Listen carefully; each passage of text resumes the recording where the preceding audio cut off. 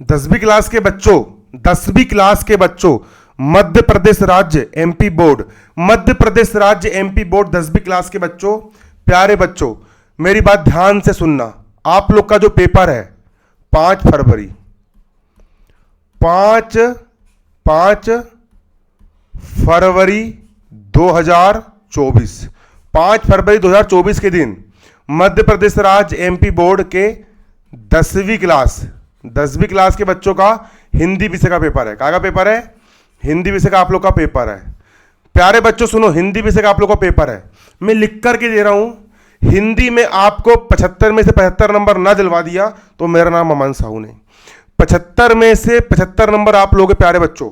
10, हाँ जी हाँ, बस एक शर्त है कि इस वीडियो को पूरा देखना पड़ेगा और इस वीडियो में जो तरीका मैं आप लोग को बताने वाला हूं कि किस प्रकार से तैयारी करना है, इंपॉर्टेंट क्वेश्चन कहां से निकलने वाले हैं, तैयारी कैसे करना है, क्या पढ़ना है क्या नहीं पढ़ना है, और 1 से 2 दिन के अंदर हम कैसे बिल्कुल 75 में 75 नंबर की पूरी तैयारी करेंगे, हम यहां पर इसकी चर्चा करने वाले हैं। इस वीडियो को अगर आपने लास्ट तक देख लिया और इस वीडियो में बताई गई बातों के अनुसार यदि आपने अपनी पढ़ाई कर ली है, आपने अपनी तैयारी कर ली है, मैं लिख करके दे रहा हूं, आपको हिंदी विषय में 75 में से 75 नंबर लाने से किसी का बाप नहीं रोक पाएगा। पूरी फुल गारंटी के साथ किसी का बाप आपको नहीं रोक सकता 75 में 75 नंबर लाने के, है ना। अब देखिए यहां पे समझोगे बिल्कुल बारीकी से, बिल्कुल हाथ बांध करके बैठ जाइए, बिल्कुल, है ना। देखिए प्यारे बच्चों, माध्यमिक शिक्षा मंडल मध्य प्रदेश भोपाल हाई स्कूल परीक्षा सत्र 2023-24 अंक योजना पेपर आपका 5 फरवरी को है और ये वीडियो मैं कब बना रहा हूँ, ये वीडियो में बना रहा हूँ आज 2 फरवरी को। तो आज 2, 3, 4 आपको पास 4 दिन का समय है। देखिए सबसे पहले आपका जो पेपर रहेगा, पूरा का पूरा पेपर आपका हिंदी विषय का आएगा 75 नंबर का। पेपर में आपको 3 घंटे का समय मिलेगा। कक्षा 10वीं हिंदी विषय का यहाँ पर अंक योजना ब्लूप्रिंट यहाँ पर दिया गया है। अब देखिए 17 नंबर का आपका जो पोर्शन है, 17 नंबर में आपको क्या क्या, देखो क्षितिज वाली आपकी जो किताब है, क्षितिज वाली जो आपकी किताब है उसका काव्य खंड, काव्य खंड का मतलब होता है ऐसे वो पोयम वाले पाठ। कौन से पाठ? पोयम वाले पाठ। ऊधव तुम हो अति बड़ भागी वाला पाठ, ये वाला पाठ।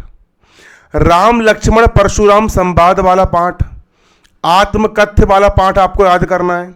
उत्साह वाला पाठ, अट नहीं रही है यह दंतुरित मुस्कान फसल संगत कर। इतने चैप्टर आपको पढ़ना है, सिर्फ इतने चैप्टर। देखिए आपको यहां से लेकर के यहां तक जितने भी आपके चैप्टर है, 1, 2, 3, 4, 5, 6, 7, 8, आपके जो 8 पाठ हैं, इन 8 पाठ के आपको, आपके पास जो भी गाइड हो, चाहे शिवलाल की गाइड हो, नवबोध की गाइड हो, प्रबोध की गाइड हो, जो भी आपके पास गाइड हो, परीक्षा दिन हो, जो कुछ भी हो, ये 8 पाठ के आपको प्रश्नोत्तर याद करना है। 8 पाठ के आपको क्या करना है? प्रश्नोत्तर याद करना है। ठीक है, 8 पाठ के आपको प्रश्नोत्तर आएंगे। कितने पाठ के? 8 पाठ के आपको प्यारे बच्चों प्रश्नोत्तर आने वाले हैं, प्लस संदर्भ प्रसंग अर्थ। संदर्भ पेपर में आपको संदर्भ प्रसंग और अर्थ लिखने के लिए भी आता है, व्याख्या करने के लिए भी आपको तैयार करना पड़ेगा। ठीक है, अब मेरी बात समझो, हमने करना क्या है वो समझो मेरी बात। वीडियो लंबा होगा लेकिन आप लोग को पूरी तरीके बताऊंगा। देखो हमारे पास बच्चों अब समय बचा है बहुत कम, समय बहुत कम बचा है, तो आपको करना यहाँ पर ये है, जैसे कि आपको करना क्या है, जैसे आपने पहला जो पाठ है ऊधव वाला पाठ है ना, आपने ऊधव वाला पाठ उठाए और आपने कोई सी भी एक गाइड उठाए गाइड। आपको करना क्या है, अब आपके पास समय बहुत कम बचा है, तो अब आपको याद नहीं करना है, अब आपको याद बिल्कुल नहीं करना है, आपको रट्टा बिल्कुल नहीं लगाना है। यदि हम याद करने के लिए बैठेंगे, यदि हम रटने के लिए बैठेंगे, तो हमारे पास समय बेसी बहुत कम बचा हुआ है, हम रट ही नहीं पाएंगे। हमारे पास मात्र 1-2 दिन का समय है। तो आपको करना क्या है, आपको उठाना है किताब, आपको उठाना गाइड, चाहे वो शिवलाल की हो, परीक्षा प्रबोध, जो भी गाइड हो आपके पास XYZ, और आपको सबसे पहले जितने भी भावार्थ दिए होते हैं, आपने देखे होंगे इस प्रकार से पोएम की 4 लाइन दी होती है, फिर नीचे संदर्भ लिखा होता है, फिर व्याख्या लिखी होती है। आपको क्या करना है, सबसे पहले उस व्याख्या को समझ करके पढ़ना है। ठीक है ना। अब व्याख्या समझ, याद नहीं करना है, सिर्फ समझ करके पढ़ना है। व्याख्या को पढ़ने से आपको एक बेनिफिट यहां पर यह मिल जाएगा कि आपको प्रश्नोत्तर याद करने की जरूरत नहीं पड़ेगी, आपको पाठ की कहानी समझ में जाएगी। हिंदी मातृभाषा होती है, आप पेपर में बेसी मन से लिख करके आ जाओगे। इसलिए आपको व्याख्या को एक बार पढ़ना है समझ समझ करके। इस प्रकार जब आपने पूरी की पूरी व्याख्या पढ़ ली है, पूरी की पूरी व्याख्या पढ़ने के बाद आपके गाइड में जितने भी प्रश्नोत्तर दिए हैं सभी प्रश्नोत्तर को 4-4 बार पढ़ना है, याद नहीं करना है। याद करोगे रट्टा लगाओगे। तुम सिर्फ अखबार पढ़ते हो, जैसे आप अखबार पढ़ते हो, जैसे आप न्यूज़पेपर पढ़ते हो, जैसे कि आप कहानियां पढ़ते हो, उसी प्रकार आपको सारे के सारे प्रश्नोत्तर को आपको समझ समझ करके आपने एक बार पढ़ लिए, फिर समझ समझ करके दूसरी बार पढ़ लिए, फिर समझ समझ करके तीसरी बार पढ़ लिए, समझ समझ करके चौथी बार पढ़ लिए, 4 बार पढ़ लिए, उसको छोड़ दो। एक प्रश्न पढ़ने में लगेगा आपको 2 मिनट। हम याद नहीं कर रहे, हम सिर्फ पढ़ रहे हैं। जैसे अखबार पढ़ते हो, जैसे न्यूज़पेपर पढ़ते हो, उसी प्रकार आपको सिर्फ पढ़ना है, रीड करना है। हिंदी मातृभाषा होती है, यदि आपने समझ समझ करके पढ़ भी लिए तो पेपर में आप अपनी भाषा में उत्तर दो दोगे। और जो अति लघुत्तरी प्रश्न होते हैं 2 नंबर वाले, कितने नंबर वाले, 2 अंक वाले आपके जो प्रश्न होते हैं इनको रटना है। फिर से जैसे कि राम लक्ष्मण परशुराम संवाद वाला पार्ट आपने उठाए गाइड में, आपने समझ समझ करके पूरे संदर्भ प्रसंग अर्थ पढ़ लिए। उसके बाद हर एक प्रश्न उत्तर को 4-4 बार आपने पढ़ लिए, और जो अति लघुत्तरी 2 नंबर वाले होते उसको आपने रट लिए। जो पाठ तैयार हो गया। अब आप आत्मकथ्य वाला पाठ तैयार कर रहे हो। मैं आपको बता रहा हूं, सिर्फ एक दिन पढ़ के आप 75 में 75 नंबर ला लोगे। इस तरीके से यदि आपने तैयारी करे तो एक दिन पढ़ के सिर्फ ना आत्मकथ्य वाला पाठ आपने उठाए, इसके संदर्भ प्रसंग अर्थ को आपने समझ समझ करके पढ़ लिए, इसके सारे के सारे प्रश्नोत्तर को आपने 4-4 बार पढ़ लिए, 2 नंबर वाले आपने रट लिए, पाठ हो गया खत्म। उत्साह वाला पाठ आपने उठाए, इसके आपने जितना भी संदर्भ प्रसंग अर्थ है इसको आपने समझ समझ करके पढ़ लिए, है ना। ज़्यादा नहीं, 5 मिनट में पढ़ करके जाता है। सिर्फ पढ़ना है, याद नहीं करना है, सिर्फ पढ़ना है, क्योंकि अब रटने का समय नहीं बचा ना। अब कहाँ से रट लोगे आप, और आपको 75 में 75 नंबर लेकर के आना है। प्रश्न उत्तर को आपने 4-4 बार गाइड से पढ़ लिए, 2 नंबर वाले आपने रट लिए। अट नहीं रही वाला जो पाठ है इसको भी आपने क्या करे, जितने भी मतलब कि इस प्रकार से आपने पूरे के पूरे संगतकार तक के पाठ के आपने क्या करे, संदर्भ प्रसंग अर्थ को आपने समझ समझ के पढ़ लिए, सारे प्रश्न उत्तर को आपने 4-4 बार पढ़ लिए, और 2 नंबर वाले आपने रट लिए। ये हो गया आपका पूरा का पूरा तैयार। इतने पाठ आपने रट लिए, पढ़ लिए, तैयार कर लिए। आई बात समझ में, आई या नहीं आई, आगे बात समझ में? या आपने इसको पढ़ ली समझ समझ करके और उसको आपने रट लिए। इतना टॉपिक आपका हो गया भैया कवर। और इतना टॉपिक को यदि आप समझ समझ के पढ़ोगे आराम से 4 घंटे, यदि आप लगातार पढ़ने के लिए बैठ गए तो आप आराम से 4 से 5 घंटे में इतना पूरा समझ समझ करके पढ़ लोगे एक बैठक में, ठीक है। और हमने पढ़े एक दिन हिंदी मैंने एक दिन हिंदी पढ़ के 100 में 100 नंबर लेकर के आया हूँ। हमें समय 100 नंबर का पेपर हुआ करता था। अब इसके बाद समझोगे। अगला टॉपिक है आपका, अगला टॉपिक है प्यारे बच्चों आपका पद्य साहित्य का इतिहास एवं काल विभाजन रीति, है ना।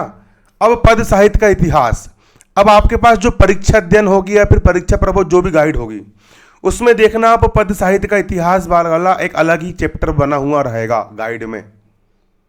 तो इसमें प्रश्न कैसे उठ करके आते, हिंदी पद्य साहित्य के इतिहास को कितने कालों में विभाजित किया गया है, तो आपको लिखना पड़ेगा हिंदी पद्य साहित्य के इतिहास को 4 कालों में बांटा गया है। आदि काल, वीरगाथा काल, है ना, वीरगाथा काल, भक्ति काल, रीति काल और आधुनिक काल, ठीक है ना।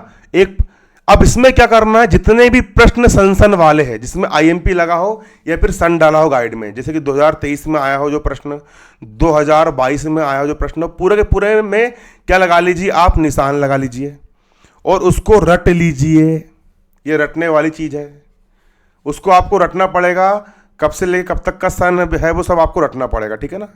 या फिर इसको अलग से मैं एक शॉर्ट वीडियो उसका लेकर के जाऊंगा, समझा दूंगा पूरा ना। इसके बाद रीतिकाल, आपको सिर्फ रीतिकाल पढ़ना है। तो रीतिकाल में आपको कुछ नहीं करना है, रीतिकाल के 4 कवि के नाम और उनकी 2-2 रचना आपको रट लेना है। प्रश्न उठ करके आ सकता है कि रीतिकाल के 4 कवियों के नाम और उनकी 2-2 रचनाएं लिखिए। और रीतिकाल की विशेषता, आपको सिर्फ 2 प्रश्न तैयार करना रीतिकाल में। पहला, रीतिकाल की विशेषताएं लिखिए, ठीक है। रीतिकाल की 4 विशेषता याद कर लो और रीतिकाल के 4 कवि और उनकी रचनाएं याद कर लो। आधुनिक काल में भी इसी करो, आधुनिक काल की विशेषता याद कर लो और आधुनिक काल के 4 कवि और उनकी रचनाएं के नाम याद कर लो। प्रयोगवाद की विशेषता याद कर लो, 4 पॉइंट रट लो और प्रयोगवाद के 4 कवि के नाम और उनकी रचनाओं के नाम याद कर लो। प्रगतिवाद की विशेषता याद कर लो गाइड से, पूरा पूरा मत पढ़ो, समय नहीं बचा, इंपॉर्टेंट पढ़ना है। और प्रगतिवाद के 4 कवि के नाम और उनकी रचनाओं को रट लो। नई कविता में भी ऐसी करो भैया, इसकी विशेषता याद कर लो और 4 कवियों के नाम और उनकी रचना याद कर लो। आपको बहुत शानदार आपकी तैयारी हो जाएगी। ये टॉपिक भी आपका हो गया कहीं तैयार ना। अब अगला टॉपिक आता है यहाँ पर आपका कवि परिचय। अगला टॉपिक आता है आपका कवि परिचय। आपको पेपर में कवि परिचय आएगा। कवि परिचय में क्या होता है प्यारे बच्चों, इसमें ऐसा होता है कि आपके ये वाले जो पाठ है, कौन कौन से पाठ, संगतकार पाठ, फसल पाठ, ये दंतुरित मुस्कान, ये पाठ जिन कवियों ने लिखे हैं, ठीक है ना, उनका परिचय को बोलेंगे हम कवि परिचय। तो आपको जितने भी कवि, कितने कवि हो गए आपके, 1 2 3 4 5, जितने भी आपके जो कवि है ना, इन कवियों ने इन पाठों को लिखे, इन सभी कवियों की 2-2 रचनाएं आपको याद करना है। परीक्षा अध्ययन में गाइड में आपको 2-2 रचनाएं मिल जाएगी। हर एक कवि की आपको 2-2 रचना याद करना है। कितनी रचना याद करना है, 2-2 रचना आप लोग को याद करना है। 2-2 रचना रट लो, सबकी रट लो, एक भी मत छोड़ो। 2-2 रचना सभी कवियों की याद कर लो। इसके बाद आपको भाषा और शैली और साहित्य में स्थान लिखने के लिए आता है। तो भाषा शैली के लिए आप क्या करोगे, वो आप मन से लिख सकते हो, 2 है ना, उसको 2-2 3-3 बार पढ़ लो, बाकी मन से लिख दोगे आराम से आप। और साहित्य में स्थान कैसे लिखना है, जैसे कि आप लोग को आया जयशंकर प्रसाद का कवि परिचय लिखिए। तो जयशंकर प्रसाद की 2 रचना है, कामयानी, झरना, आंसू और लहर, हो गई 4 रचना। तो जयशंकर प्रसाद की भाषा और शैली लिख देना, साहित्य में स्थान। जिस प्रकार फूलों की माला को गुथने में मोती, फूलों का महत्वपूर्ण स्थान होता है, उसी प्रकार हिंदी साहित्य में जयशंकर प्रसाद जी का महत्वपूर्ण स्थान। इसका अलग से वीडियो लेकर के जाऊंगा, आपको समझा दूंगा किस प्रकार आपको तैयार करना है, आपसे वही बन जाएगा। कई परिचय हो गया। फिर संदर्भ, प्रसंग और अर्थ आपको लिखने के लिए आएगा। तो मैं आप लोग को एक ही बात बोलूंगा, आप लोग को संदर्भ सबका पकड़ते आना चाहिए कि भैया ऊधो वाला पाठ है तो इस पाठ संदर्भ तैयार करना है आपको पूरे पाठ के। फिर प्रसंग आपको 2-2 बार पढ़ना है और भावार्थ आपको 2-2 बार पढ़ना है। यदि आप सबके भावार्थ को पढ़ोगे, भावार्थ पढ़ने का बेनिफिट ये मिलेगा कि आपको प्रश्न उत्तर याद करने की जरूरत नहीं पड़ेगी और आप बहुत अच्छा उत्तर लेकर के आओगे। और सौंदर्य बोध और भाव विषय पर प्रश्न, मतलब इसकी पूरी प्रश्न उत्तर, इतना आपने तैयार कर ली प्यारे बच्चों, आपके 17 नंबर की तैयारी हो गई। मैं इसके बाद अलग से एक वीडियो और लेकर के आऊंगा, उसमें बताऊंगा कि हिंदी के पेपर में लिखना कैसे है। ठीक है ना, तुम लोग को लिखते नहीं आता हिंदी में, लिखने का तरीका मैं बताऊंगा, तब जाकर के तुमको 75 में 75 नंबर मिलेंगे। मेरी बात ध्यान से सुनना। अगला टॉपिक समझोगे, आपको इसी ब्लूप्रिंट के आधार पर पूरा पेपर बनना है। अगला आपका यहां पर लिखा हुआ है काव्य बोध। यहां पर क्या लिखा हुआ है, अगला टॉपिक आपका यहां पर लिखा हुआ है काव्य बोध। समझोगे तो आपको करना क्या, सबसे पहले यहां पर अलंकार लिखा हो तो आपको अलंकार की परिभाषा याद करना है। अलंकार किसे कहते हैं, काव्य की गाइड होगी आपके पास, काव्य की शोभा बढ़ाने वाले तत्वों को अलंकार कहते हैं।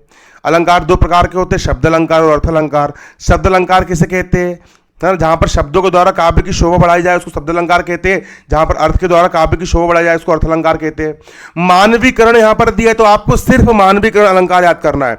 मानवीकरण अलंकार की परिभाषा और उसका एक उदाहरण रट लो। पुनरुक्ति प्रकाश अलंकार टॉपिक में दिया है तो पुनरुक्ति प्रकाश अलंकार की परिभाषा याद कर लो और उसका एक उदाहरण याद कर लो।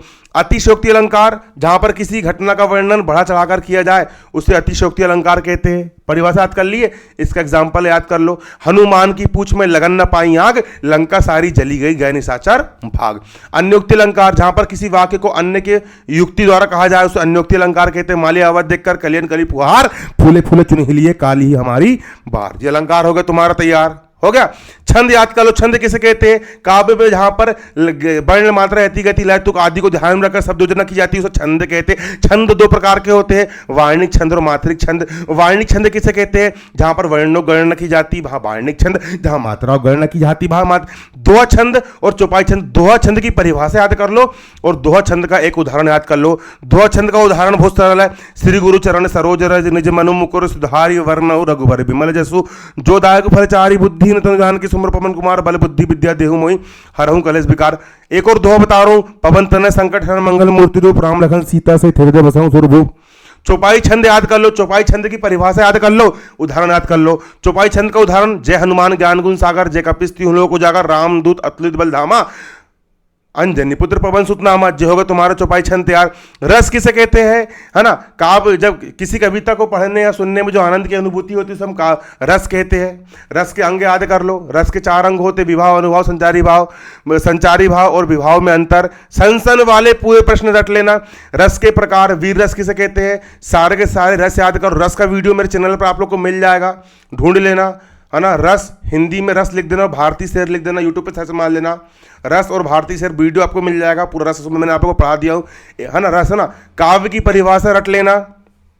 काव्य की परिभाषा और काव्य के प्रकार, दृश्य काव्य और श्रव्य काव्य, है ना। काव्य किसे कहते हैं, रसात्मकम वाक्यम काव्यम, अर्थात रसयुक्त वाक्य ही काव्य होता है। जो जो टॉपिक यहाँ पर दिए हैं, ये टॉपिक को पढ़ लेना, 10 नंबर की आपकी होगी तैयारी। अगला क्या है, यहाँ पर आप देखोगे, आपकी जो क्षितिज वाली जो किताब है भाग 2, इसका क्षितिज वाली आपकी हिंदी जो किताब है, उसमें जो कहानी वाले पाठ होते हैं, उसमें कौन से पाठ होते हैं, जो क्षितिज वाली बुक में आपको जो कहानी वाले पाठ है, उन कहानी वाले जो पाठ है उसको हम बोलेंगे गद्यखंड। गद्य का मतलब होता है, गधा नहीं होता है, गद्य का मतलब होता है कहानी वाले पाठ। अब इसको कैसे तैयार करना है, सुनो मेरे प्यारे बच्चों। नेताजी का चश्मा वाला पाठ आपने उठाए, है ना। इसके आपने कवि का नाम, इसके लेखक का नाम आपको रटना है ना। और आपको ये पता होना चाहिए कि यदि नेताजी का चश्मा वाले पाठ से कोई भी 4 लाइन उठा करके दे, तो आपको पता होना चाहिए प्रस्तुत पद्यांश हमारी पाठ्य पुस्तक क्षितिज भाग 2 के गद्यखंड के नेताजी के चश्मा से अवतरित किया गया है। इसके लेखक फलाने फक्कड़ जी है। इसका प्रसंग आपको लिखते बन जाना चाहिए। सबसे पहले आपने नेताजी वाला पाठ उठाए, है ना। इसके संदर्भ आपने तैयार कर ली, कवि का नाम, लेखक का नाम आपने रट लिए। फिर आपको रटना कुछ नहीं है, याद नहीं करना, याद करने का समय गया। नेताजी का चश्मा वाला पाठ आपने उठाए। अब इसके जितने भी प्रश्न उत्तर आपकी गाइड में है, हर एक प्रश्न को आपको कुछ नहीं करना है, हर एक प्रश्न को आपको 4 बार याद नहीं करना है, सिर्फ पढ़ना है। पढ़ना है, फेंकना है, पढ़ना है, फेंकना है। समझ के पढ़ते जाओ और छोड़ते जाओ, पढ़ते जाओ। तुमको लगेगा कि यार मैंने पढ़ा बस मुझे याद नहीं है, लेकिन ऐसा नहीं, पेपर में तुमको पूरा का पूरा याद आ जाएगा। मेरी बात समझना। और जिस दिन हिंदी का पेपर रहेगा उस दिन पूरा का पूरा एक बार फिर रीड कर लेना। हिंदी मातृभाषा, इसको याद करने की जरूरत नहीं पड़ती, अंग्रेजी याद करने की जरूरत पड़ती है। हिंदी तुम बेसिक कर लोगे आसानी से। बाल गोविंद भगत वाला पाठ उठाए, इसके लेखक का नाम याद कर लिए और हर एक प्रश्न को 4 बार पढ़ लिए, इसके उत्तर को और छोड़ दिए। 20 मिनट में पाठ तैयार। लखन भी अंदाज वाला पाठ उठाए, इसके लेखक का नाम याद कर ले, हर एक प्रश्न के उत्तर को 4 बार पढ़ लिए, 15 मिनट में पाठ पढ़ के हो गया खत्म। जैसे अखबार पढ़ते हो वैसे पढ़ना है। एक कहानी ये भी वाला पाठ उठाए, इसके लेखक का नाम याद कर लिए, संदर्भ प्रसंग अर्थ देख लिए, कुछ इंपॉर्टेंट वाले, और जो प्रश्न सन में आए हैं उनको रट लो और बाकी सारे के सारे प्रश्नों को 4 बार पढ़ लो और फेंक दो। नौबत खाने में इबादत, इसमें भी ऐसी करो, इसके लेखक का नाम याद कर लो और हर एक प्रश्न को 4 बार पढ़ करके फेंक दो। संस्कृति वाला पाठ उठाओ, उसमें भी 4 बार याद कर लो। इतना हो गया, ये कहानी होगी तुम्हारी पूरी पूरी खत्म। इतनी। अगला टॉपिक तुम्हारा गद्य की प्रमुख एवं गौण विधाएं। गद्य की विधाएं आपको उठाना है, परीक्षा अध्ययन, परीक्षा प्रबोध और जो संसन वाले हैं। इस टॉपिक के अंदर क्या क्या आता है, आत्मकथा। गद्य की विधा कौन कौन सी होती है, आत्मकथा, निबंध, निबंध की परिभाषा दीजिए, एकांकी किसे कहते हैं, नाटक और एकांकी में अंतर लिखिए, रिपोर्टार्ज किसे कहते हैं, संस्मरण किसे कहते हैं। तो आपको पूरा पूरा तैयार नहीं करना है, क्योंकि 3 नंबर का एक प्रश्न आएगा इससे, इस टॉपिक से। आपको सिर्फ क्या करना है, जितने भी परीक्षा अध्ययन में संसन वाले हैं इस टॉपिक के प्रश्न, है ना, जो कि विगत वर्षों में आए, 2023 के पेपर में, 22 के पेपर में, अर्धवार्षिक परीक्षा, अभ्यास प्रश्न पत्र, त्रैमासिक परीक्षा, प्रश्न बैंक, है ना, इन सब से इंपॉर्टेंट निकाल करके इंपॉर्टेंट वाले रटना है। लेखक परिचय कैसा करोगे? लेखक परिचय के लिए इतने जो पाठ तुमने याद किए हो ना, इन सभी पाठ के जो लेखक के नाम हैं उनकी 2 रचनाएं आपको याद करना है ना। और बाकी वो साहित्य में स्थान वगैरह आपको मैं बता दूंगा किस प्रकार से आपको लिखना है। और विषय वस्तु पर आधारित प्रश्न के लिए आपको वही आंसर क्वेश्चन पर 4 बार पढ़ चुके हैं। ये हो गया आपके 17 नंबर की तैयारी। अरे बहुत सरल है, हिंदी में 75 तैयारी करना पूरी। अभी तुम तैयारी करो, फिर पेपर में तुम लोग को लिखने का तरीका बताऊंगा। तुम वैसे लिख दोगे ना 100 में 100 नंबर मिलेंगे तुमको। अगला टॉपिक है तुम्हारा भाषा बोध का। ये तुम्हारे 8 नंबर का आएगा। कुछ मत करो बच्चों, कुछ मत करो। देखो, शब्द शक्ति किसे कहते हैं? शब्द शक्ति की परिभाषा याद कर लो, उसके 3 लक्षण याद करो, व्यंजना शक्ति, लक्षणा शक्ति और वो फलानी अभिधा शक्ति होती है, उनकी परिभाषा याद कर लो। तो एक एग्जाम्पल याद कर लो, 15 मिनट में याद करके खत्म। शब्द गुण किसे कहते हैं? प्रसाद गुण, माधुर्य गुण, ओज गुण। परिभाषा याद कर लो, तीनों को टाइप याद कर लो, 2 लाइन की परिभाषा रट लो और एक एक एग्जाम्पल याद कर लो। वाक्य के भेद, सरल वाक्य, संयुक्त वाक्य, मिश्रित वाक्य। वाक्य किसे कहते हैं? शब्दों के सार्थक समूह को वाक्य कहते हैं, है ना। अर्थ के आधार पर वाक्य कितने प्रकार के होते हैं? 8 प्रकार के। संदेहवाचक वाक्य, पूरे पूरे वाक्य याद कर लो, 20 मिनट में खत्म। मुहावरे, जितने भी संसन वाले मुहावरे, पूरे पूरे मुहावरे को रटो मत, सिर्फ पढ़ लो, कहानी जैसे पढ़ के चल जाओ। अनेक अर्थ से अनेक शब्दों के लिए एक शब्द याद मत करो। परीक्षा दिन, परीक्षा प्रबोधन, जितने भी शब्द दिए हैं उन सबको एक एक बार पढ़ लो, खत्म कर लो। अनेक शब्दों के लिए एक शब्द एक एक बार पढ़ लो और पढ़ के खत्म कर दो। संधि किसे कहते हैं? समास किसे कहते हैं? इतना समय हमारे पास बचा नहीं है ना, तो संसन वाले रट लो, जो IMP याद कर लो, बात याद कर लो, क्रिया के भेद और विशेषण याद कर लो। ये टॉपिक, क्रिया के भेद की परिभाषा किसे कहते हैं, क्रिया विशेषण किसे कहते हैं, याद कर लो। ये होगी तुम्हारी कहानी खत्म। एक बार अगर कुछ भी समझ में नहीं आ रहा, भाषा बोध समझने का प्रयास करोगे, 1 महीना कम पड़ जाएगा। सिर्फ एक बार पढ़ लो, अखबार पढ़ते हो वैसे एक बार पढ़ दो, पढ़ के खत्म कर दो। बहुत सरल विषय होता है हिंदी, स्कोरिंग सब्जेक्ट। अगला अब करना कुछ नहीं है, कृतिका वाली किताब है, उसमें से एक पार्ट आ रहा है माता का आंचल। माता का आंचल वाले पार्ट के हर एक प्रश्न को 4 से 4 बार पढ़ो, फेंको। साना साना हाथ जोड़ी, हर एक प्रश्न को 5-5 बार पढ़ो, इसके पढ़ो फेंको छोड़ो। मैं क्यों लिखता हूँ, एक एक प्रश्न को 4 से बार पढ़ो और छोड़ो। इसके अलावा ज़्यादा दिमाग लगाने का नहीं है, याद नहीं करना है, सिर्फ पढ़ना है। अगला अपठित गद्यांश तुमसे बन जाएगा आराम से। जे पत्र लेखन आएगा तुम लोग को। पत्र लेखन में कुछ नहीं करना है, गाइड उठाए परीक्षा दिन पर जो भी तुम्हारे पास है, जितने भी प्रश्न संसन वाले हैं जो विगत वर्षों के पेपर में आ चुके हैं। मैं तो बोल रहा हूँ परीक्षा दिन में मुश्किल से 10 पत्र दिए होंगे। 10 पत्र को, एक एक पत्र को 4-4 बार पढ़ो, छोड़ो। एक एक पत्र को 4-4 बार पढ़ो, छोड़ो। और जो इंपॉर्टेंट प्रश्न है उसको पत्र उसको रट लो, है ना कि नहीं।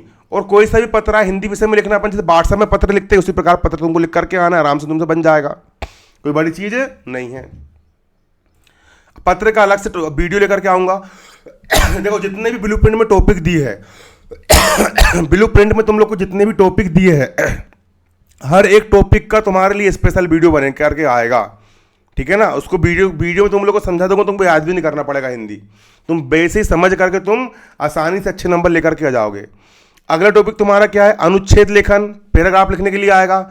जल ही जीवन है, लिख देना, पानी हमारे लिए ये काम करता है, वो करता है, फलाना पकड़, है ना। अनुच्छेद लेखन, परीक्षा दिन उठाओ, जितने भी अनुच्छेद लेखन दिए 4 बार पढ़ लो, फेंको। संवाद लेखन, संवाद लिखने के लिए आएगा। परीक्षा दिन में परीक्षा प्रबोध प्रश्न बैंक जितने भी संवाद वगैरह दिए हैं 2-4 बार पढ़ो और फेंको। विज्ञापन लेखन, विज्ञापन बनाने के लिए आएगा, जितने भी विज्ञापन परीक्षा दिन में दिए, संसन वाले दिए हैं और प्रश्न बैंक में दिए हैं, अभ्यास प्रश्न पत्र में आए हैं, 4 बार पढ़ो और फेंको। सूचना लेखन, इसको भी 4 बार पढ़ो और फेंको, हर एक टॉपिक को तैयार करो। निबंध लेखन, निबंध के लिए प्यारे बच्चों कुछ नहीं करना है, जितने भी कम से कम 6 निबंध को आपको 4 बार पढ़ना है। निबंध तैयार करने के लिए आपको कितने निबंध? 6 निबंध आपको तैयार करना है। हर एक निबंध को आपको 6 बार पढ़ना है। आधा घंटे में आपका निबंध करके हो गया तैयार।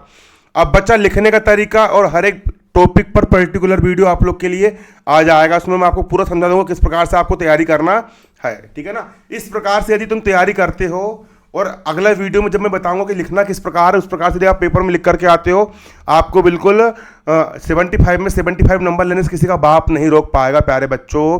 और जो भी प्रश्न हो, जो भी डाउट हो, सब कमेंट करो। हर एक कमेंट को मैं पढ़ता हूँ, भले लाइक करूँ ना करूँ, कमेंट को मैं पढ़ता हूँ और कमेंट पढ़ने के बाद उस टॉपिक पर आपके लिए वीडियो लेकर के आऊँगा।